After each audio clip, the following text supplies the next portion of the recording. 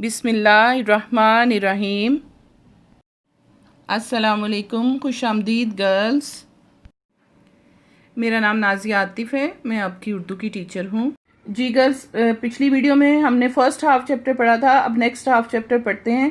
چلے کی سردی تھی اور کڑکڑاتے جاڑے، وقت کی بات اور ہونی شدنی کے توصیف کا بڑا لڑکا کلیم خاصا بھلا چنگا کھیلتا مالتا اندر آیا اور پلنگ پر لیٹتے ہی اس شدت کا بخار چڑھا کہ ماں اور باپ دونوں پریشان ہو گئے۔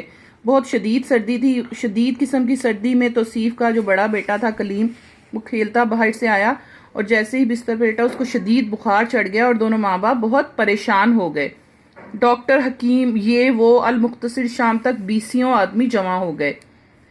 ڈاکٹر کو بلایا، حکیم کو بلایا، ہر قسم کا علاج کرانے کے لیے انہوں نے بہت سے لوگوں کو ارد گرد جمع کر لیا۔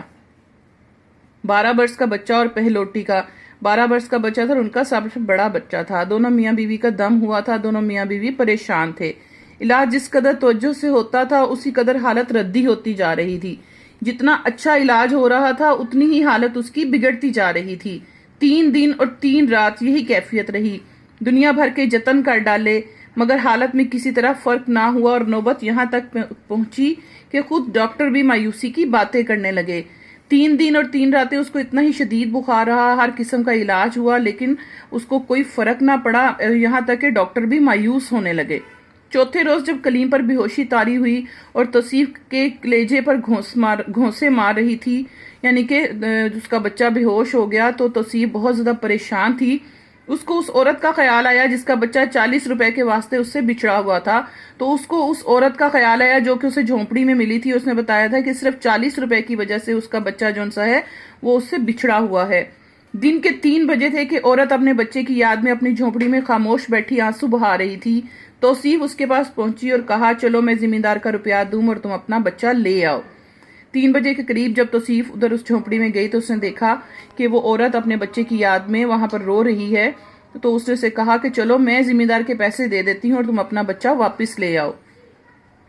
عورت پر ایک شادی مرگ کی کیفیت طاری ہو گئی۔ شادی مرگ کا مطلب خوشی سے مر جانے والی حالت ہو گئی۔ وہ اچھل پڑی اور ہاتھ جوڑ کر کہنے لگی، کیا آپ میرا بچھڑا ہوا کلیم مجھ سے ملوا دیں گی؟ توصیف، کیا تمہارے بچے کا نام بھی کلیم ہے؟ عورت، جی ہاں۔ اب اس عورت کے بچے کا نام بھی کلیم ہی تھا۔ توصیف نے اس سے جب پوچھا تو اس نے کہا، ہاں میرے بچے کا نام بھی کلیم ہی ہے۔ توصیف، ہاں چلو میرے ساتھ چلو۔ عورت توصیف کے ساتھ چلی مگر راستے بھر اس کی حالت عجیب رہی۔ وہ توصیف کا منہ دیکھتی تھی، بلبلاتی تھی، گڑ گڑاتی تھی، ہاتھ جوڑتی اور کہتی تھی، بیگم 40 روپے بہت ہیں مگر میں ہاتھ جوڑوں گی اور دوں گی۔ 5-6 روپے کے برتن تو میرے پاس ہیں، یہ لے جائیے، 3 روپے کا ایک حل ہے، باقی روپے جب تک میں دوں گا آپ میرے کلیم کو اپنے پاس رکھ لیجئے، میں دور سے ایک دفعہ روز دیکھ آیا کروں گی۔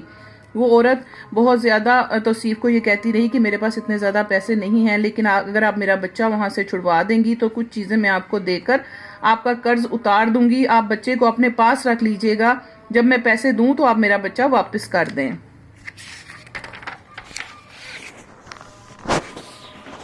توصیف اپنے بچے کی حالت میں اس درجہ مستغرق تھی کہ اس کو دنیا و فہمے کا ہوش نہ تھا، یعنی کہ توصیف اتنی زیادہ اپنے بچے کی وجہ سے پریشان تھی کہ اس کو ارد گرد کی کوئی خبر نہیں تھی، وہ کسی بات کا جواب نہ دیتی تھی، نہ دینے کے قابل تھی۔ اس نے اس عورت کے کسی بات کا جواب نہ دیا، اس کی یہ حالت ہی نہیں تھی کہ وہ کوئی جواب دے سکتی۔ زمیندار کے گھر پہنچی تو توصیف کی صورت دیکھتے ہی اس کے اوسان جاتے رہے۔ جب وہ زمیندار کے گھر پہنچی تو توصیف کو وہ جانتا تھا، اس کو دیکھتے ہی وہ پریشان ہو گیا۔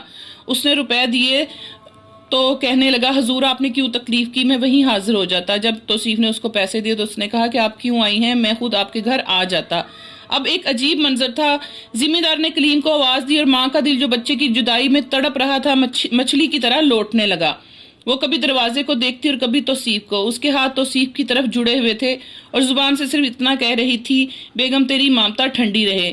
وہ عورت توصیف کو بڑے جڑے ہوئے ہاتھوں سے اور بڑی امید بھری نظروں سے دیکھتی تھی اور اس کو دعائیں دیتی جا رہی تھی کہ اللہ تیری مامتا کو ٹھنڈا رکھے، یعنی کہ تیرے بچے سلامت رہیں۔ کلیم باہر آیا، ماں کی صورت دیکھتے ہی دوڑا اور اس کے گلے میں ہاتھ ڈال کر چمٹ گیا۔ اس وقت عورت نے فرتے مسرت میں ایک چیخ ماری اور توصیف کے قدموں میں گر کر کہا، اے بیگم خوش رہ، بچھڑا ہوا لال مجھ سے ملا دیا۔ جب وہ بچہ اپنی ماں سے آ کر ملا تو اس عورت نے خوشی سے توصیف کے قدموں میں گر کر کہا کہ تم نے میرا بچھڑا ہوا بچہ مجھے ملا دیا، تم ہمیشہ خوش رہو۔ توصیف کا دل اپنے کلیم میں پڑا ہوا تھا، وہ بھاگم بھاگ آئی تو ڈاکٹر کے الفاظ اس کے کان میں پہنچے۔ توصیف اپنے بچے کی وجہ سے پریشان تھی، وہ واپس اپنے گھر میں آئی تو ڈاکٹر نے کہا اگر بخار اتر گیا تو خیر، ورنہ پھر حالت بہت خطرناک ہوگی۔ ڈاکٹر نے کہا کہ اگر اس کا بخار اتر جاتا ہے تو ٹھیک ہے، ورنہ اس کی حالت مزید خراب ہو جائے گی۔ برابر کے پلنگ پر خاموش لیٹ گئی۔ رات کے 10 بجے ہوں گے، بچے کا بدن دیکھا تو بس بدستور چنے بھون رہے تھے۔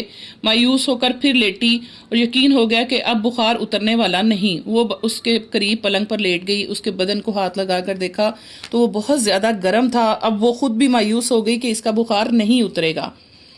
12 بجے کے قریب بخار اور تیز ہوا اور توصیف اب قطعی مایوس ہو گئی۔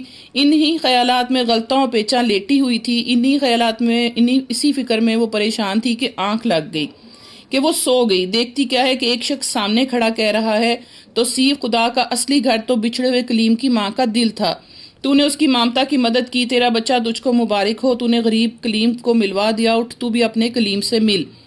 اس نے خواب میں دیکھا کہ ایک بزرگ اس کو کہہ رہے ہیں کہ تم نے ایک غریب عورت کو اپنے بچے سے ملوا دیا، یہی تو اصل میں خدا کو پسند آیا، اور تو نے اپنے اس غریب ماں کو کلیم ملوا دیا ہے تو تو بھی اپنے کلیم سے مل لے، یعنی کہ تیرا کلیم بھی اب ٹھیک ہو جائے گا۔ توصیف ابھی خواب ہی دیکھ رہی تھی کہ موسیٰ کی آواز نے اس کو چونکا دیا۔ الہی تیرا شکر ہے بخار اتر گیا۔ گھبرا کر اٹھی تو بچہ پسینے میں نہا رہا تھا اور بخار کا پتہ تک نہ تھا۔